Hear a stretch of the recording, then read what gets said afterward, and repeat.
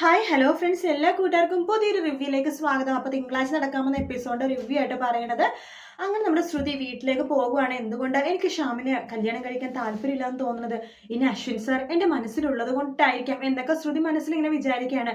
വീട്ടിലെത്തുമ്പോഴേക്കും ശ്രുതി ആകെ വിഷമിച്ചിരിക്കുക കേട്ടോ. ആ സമയത്ത് ശ്രുതി പുറത്തുനിന്ന് ഇരിക്കുകയായിരിക്കും. പുറത്തിരിക്കുന്ന സമയത്ത് ശ്യാം വരുന്നുണ്ട്. ശ്യാം ശ്രുതിക്കൊരു ചെറിയൊരു ബോക്സ് കൊടുക്കുകയാണ്.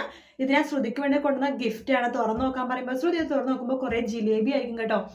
ആ സമയത്ത് ശ്രുതി താങ്ക് യു ശ്യാം എന്ന് പറയുന്നുണ്ട്.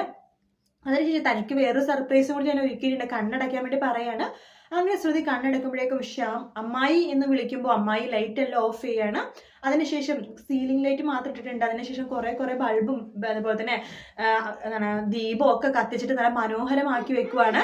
ശ്രുതി കണ്ടവർക്കുമ്പോൾ ഞെട്ടിപ്പോവാണ്. അത്ര ഭംഗിയായിട്ടാണ് അവിടെ ഒരുക്കിയിരിക്കുന്നത് കേട്ടോ. ശ്രുതി ആ സമയത്ത് മറന്ന് അതൊക്കെ നോക്കിക്കൊണ്ടിരിക്കുന്ന സമയത്ത് ശ്യാം പെട്ടെന്ന് ശ്രുതിയുടെ കൈകളിൽ കയറി പിടിക്കുകയാണ്. കുറച്ചുനേരം ശ്രുതിയുടെ കൈകൾ ഇങ്ങനെ തലോടിക്കൊണ്ടിരിക്കുമ്പോൾ ശ്രുതി പെട്ടെന്ന് ശ്യാമിന്റെ കയ്യിൽ നിന്ന് കൈ തട്ടി മാറ്റുന്നുണ്ട്. എൻ്റെ അകത്തേക്ക് കയറി പോകുന്നുണ്ട്.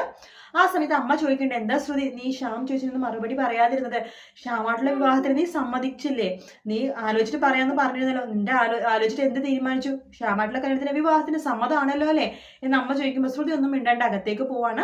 അകത്ത് പോയ ശ്രുതി ആലോചിക്കുകയാണ്, ശ്രുതി കല്യാണം കഴിഞ്ഞിട്ട് എങ്ങനെയായിരിക്കുമെന്ന്. അപ്പൊ ആദ്യം ശ്രുതി ആലോചിക്കണം അശ്വിനെ കല്യാണം കഴിച്ച് എങ്ങനെയാണെന്നാണ്. അങ്ങനെ ശ്രുതി ആലോചിക്കുകയാണ്. ശ്രുതി കല്യാണം കഴിച്ച് നല്ല പച്ച കളർ സാരിയെ കൊടുത്തിട്ട് കയ്യിൽ കുറെ ജിലേബി ആയിട്ട് അശ്വിൻ്റെ അടുത്തേക്ക് പോണതാണ്. അശ്വിൻ ചേട്ടാ, ഇത് ഞാൻ അശ്വിൻ ചേട്ടനെ വേണ്ടി ഉണ്ടാക്കിയതാണെന്ന് പറയുമ്പോൾ അശ്വിൻ വഴക്ക് പറയണം. വാട്ട് ദി ഹെൽ, നിനക്കറിയില്ലേ എനിക്ക് ജിലേബി കഴിക്കാൻ പാടില്ലെന്ന്? ഞാൻ ഡയബറ്റിക് പേഷ്യൻ്റ് ആണ്, നിനക്കറിയില്ലേ എന്ന് പറഞ്ഞിട്ട് വഴക്ക് പറയുക കേട്ടോ.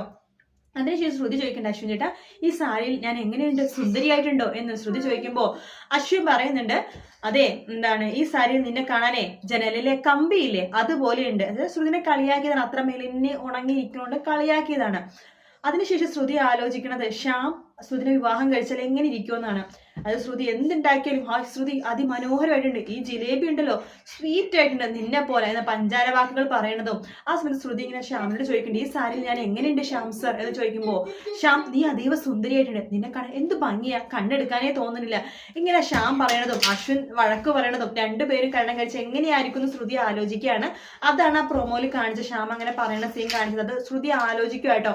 ഇവർ രണ്ടുപേരും കല്യാണം കഴിച്ചാൽ എങ്ങനെയായിരിക്കും എന്നുള്ള കാര്യം ജസ്റ്റ് ശ്രുതി ഒന്ന് ഇമാജിൻ ചെയ്യണം.